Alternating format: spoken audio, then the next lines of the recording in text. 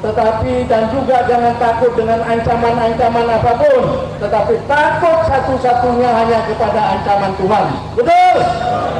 Dan kemudian kalau sampai menyimpang dari itu, berarti bapak-bapak ini zolim. Hakim-hakim Mahkamah Konstitusi itu zolim kalau sampai menyimpang daripada keadilan. Dan orang zolim itu sangat dibenci Tuhan dan pasti akan dilaknat oleh Allah Subhanahu wa taala. Betul? Allah dalam satu ayat mengatakan, "Hai manusia-manusia yang zolim, aku tidak akan pernah lalai terhadap perbuatan zolim yang kau lakukan. Tunggu saja sampai suatu tahap, aku akan mengazabmu sampai matamu terbelalak," kata Allah.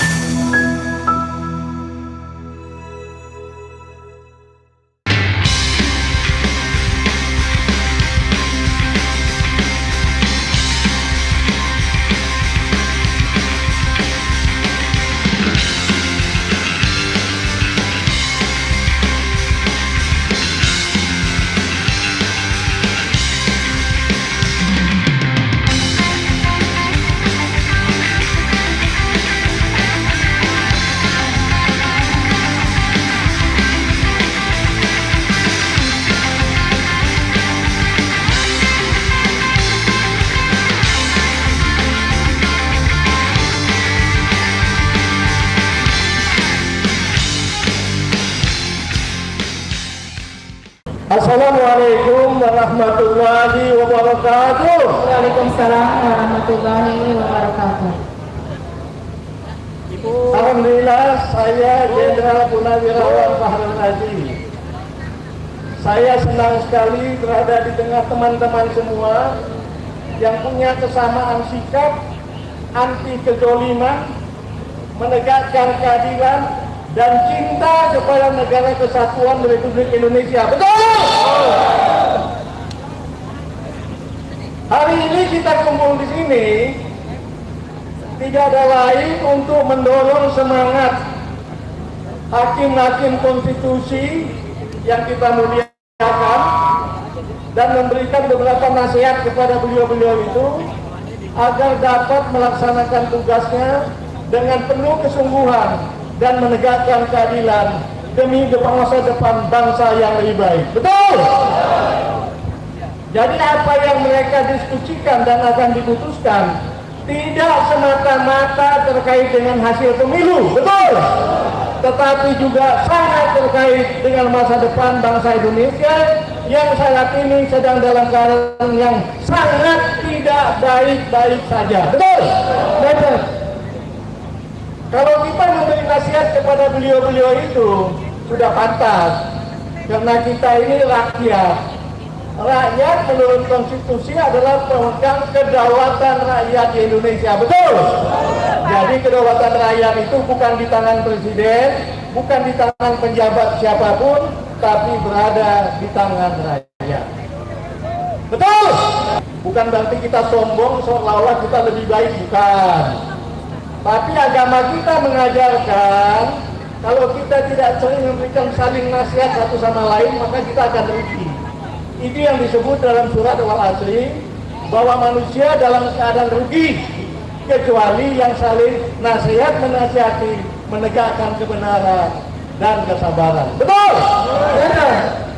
Apa nasihat kita kepada beliau-beliau itu? Paling utama, laksanakan tugas Pak dengan sebaik-baiknya dan seadil-adilnya. Kemudian juga kita nasihati bagaimana yang tercantum di sini, di belakang ini. Jangan pernah tergoda oleh macam-macam godaan-godaan duniawi, tetapi dan juga jangan takut dengan ancaman-ancaman apapun, tetapi takut satu-satunya hanya kepada ancaman Tuhan. Betul? Dan kemudian kalau sampai menyimpang dari itu, berarti bapak-bapak ini zolim. Hakim-hakim Mahkamah Konstitusi itu zolim kalau sampai menyimpang daripada keadilan. Dan orang zolim itu sangat dibenci Tuhan dan pasti akan dilaknat oleh Allah Subhanahu wa taala. Betul? Memang kalau kita zolim, Kita suka lalai mendapatkan kenikmatan yang banyak dengan mudah gitu. Tetapi Allah tidak lalai.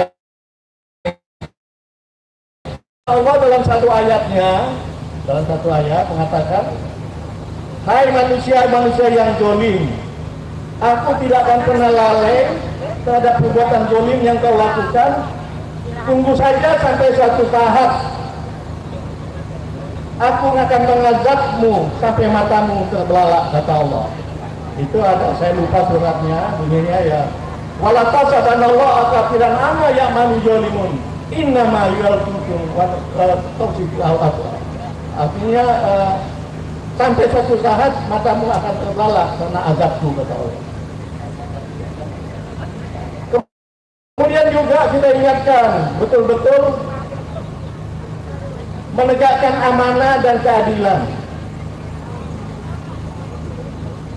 Karena sebagai pemimpin di bidang kehakiman, Mahkamah Konstitusi ini dituntut Allah untuk melaksanakan amanah dan melaksanakan undang-undang, dan jangan sekali-kali menyimpang dari itu, dan diancam juga oleh Allah dalam hal itu bahwa sesungguhnya aku maha mendengar dan maha melihat. Jadi kalau seandainya hakim-hakim konstitusi ini menyimpang dari amanah Allah, yang menyimpang dari undang-undang, maka saja bagaimanapun ini disembunyikan, Allah maha mendengar dan maha melihat.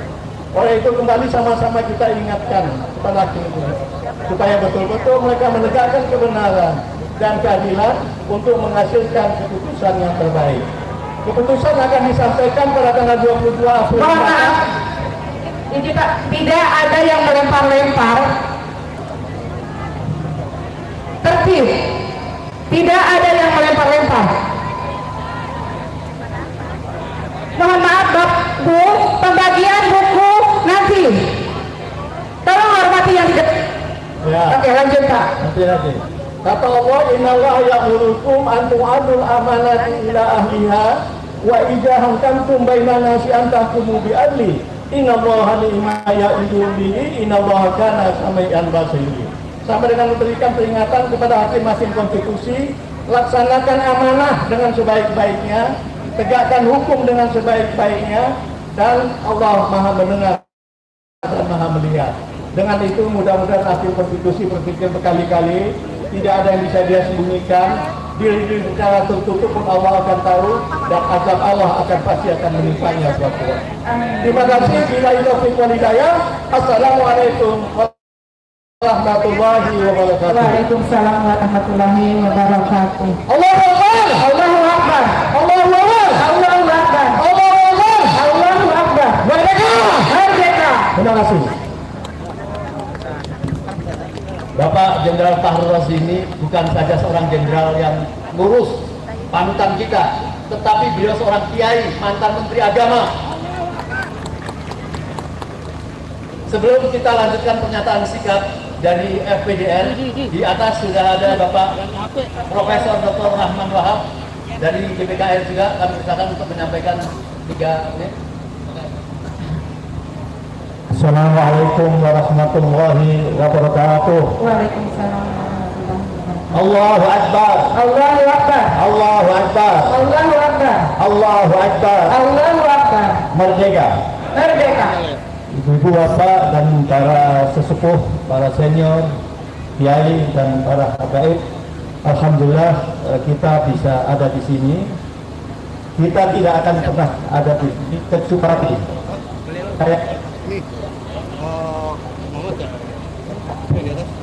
kita yang punya idealisme, kita yang orang tidak pernah bisa dibeli oleh orang untuk tampil memperjuangkan sesuatu. Justru kita hadir di sini adalah bersama-sama menyatukan langkah dan memberikan dukungan kepada para hakim untuk bekerja secara profesional dan bertanggung jawab. Allah Subhanahu wa Ta'ala hanya memiliki tugas 2 untuk manusia. Pertama adalah untuk menjadi hamba Allah. Wa ma khalaqtul jinna wal insa illa liya'budun. Itu sudah kita lakukan secara personal. Yang kedua adalah ini ja'ilun fil ardi khalifah.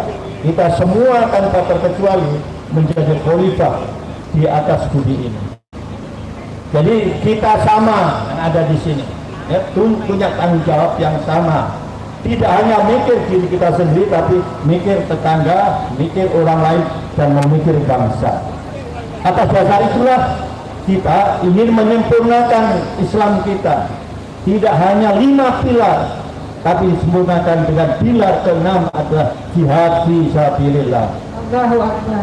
Jihad fisabilillah itulah wujud dari tanggung jawab kekhalifahan, dan ini tidak mudah karena pekerjaan ini membutuhkan pengorbanan, perjuangan yang tidak hanya sekedar harta, fisik, pikiran, tapi juga hati nurani secara total. Dan inilah yang kita harapkan pada kesempatan ini. Saya sangat hormati ada alumni dari ITB, ada alumni dari UI, jadi ada Pak Taufik Baharudin. Pak Taufik ya, yang sering kita ikuti di YouTube itu, sama timnya, dan juga para sepuh yang lainnya. Yang jelas kita di sini punya common vision, punya visi bersama, yaitu menyelamatkan Indonesia dan membawa Indonesia ke depan bisa lebih baik dan lebih berjaya. Kita hadir di sini bukan ingin memuaskan Pak Din, tidak.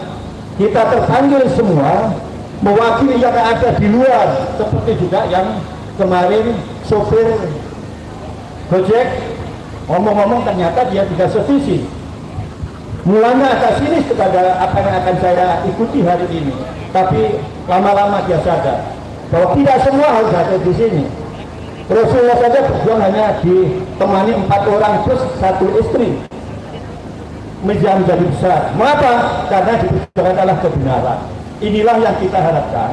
Pada kesempatan ini meneguhkan kembali ke 8 orang minus 1.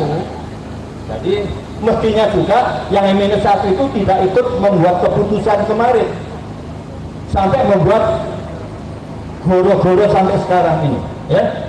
8 orang inilah yang memenuhi syarat untuk bisa menjadi hakim yang independen, yang tidak terikat oleh siapapun. Ingat, saya bukan ingin gurui semua hakim, tapi Rasulullah sudah memberikan rambu-rambu. Hakim itu hanya 3 orang, bisa diamai 3 golongan. Pertama ada memiliki pengetahuan benar, profesional, dan beliau membuat keputusan atas kebenaran itu. Dialah yang ada di surga. Yang kedua, kita punya pengetahuan tentang kebenaran, tetapi dia jelas. Mengapa jelas? Mungkin karena UUD, ujung-ujungnya duit. Karena mungkin hadiah dan macam-macam. Dan yang ketiga, dan dia adalah akan ditempatkan di neraka. Yang ketiga adalah hakim yang bodoh, yang membuat keputusan tanpa berdasarkan kebenaran. Dia ada di neraka. Karena itu sekarang sedang bergaya-gaya. Coba kalau lihat dari tim bantuan hukum, kan ada, wah, menari-nari, begitu membanggakannya posisi hakim. Padahal di depan mata 2-1 neraka, 2-1 surga. Nah, ini kita dorong orang yang ada di sini, kita support supaya istiqomah, berintegritas, membuat keputusan yang benar. Tinggal 3 hari. Kita hadir di sini bukan tanpa tujuan. Mudah-mudahan inspirasi beliau mensupport secara moral, secara mental supaya kuat bahwa kami berjuang bukan untuk diri saya, diri keluarga saya, profesi saya, tapi untuk bangsa. Nah, karena itulah 22 menentukan sekali Indonesia ini akan prospektif atau mau mundur. Begitu ketok palunya itu di pihak Allah menegakkan, dan insya Allah pelan-pelan kita akan bangkit. Tapi kalau kita ini nanti keliru, na'udzubillah min dzalik. Na'udzubillah min dzalik. Kita berdoa 3 hari ini. Semuanya kafir di sini tolong. Tadi yang ikut sama takdim tadi, ya. Ditambah berdoa terus karena pas sekarang ini doanya terkabul, mustajab. Ya, ditambah dengan orang-orang yang alim, orang yang benar ini. insya Allah akan mensupport secara moral para hakim ini untuk membuat keputusan yang benar berdasarkan ilmu yang benar, sehingga jangan hanya satu saja yang masuk surga, mudah-mudahan dua masuk surga, satu neraka, karena yang satunya sudah punya pengetahuan tapi tobat, sehingga dia membuat keputusan benar. Saya kira ini yang bisa saya berikan bersama sekalian. Saya hanya berdoa mudah-mudahan 3 hari ini Allah menurunkan barakahnya, menurunkan pertolongannya, menurunkan taufiknya, menurunkan hidayahnya, sehingga keputusan ini benar-benar menyelamatkan Indonesia ke depan. Indonesia yang lebih baik, Indonesia yang lebih makmur, dan Indonesia yang lebih jaya, bukan Indonesia akan hilang tahun 30 nanti. Allahu Akbar, Allahu Akbar, Allahu Akbar, Allahu Akbar, Allahu Akbar, merdeka, Merdeka. wallahu muwaffiq ila aqwamit thoriq. Wassalamualaikum warahmatullahi wabarakatuh.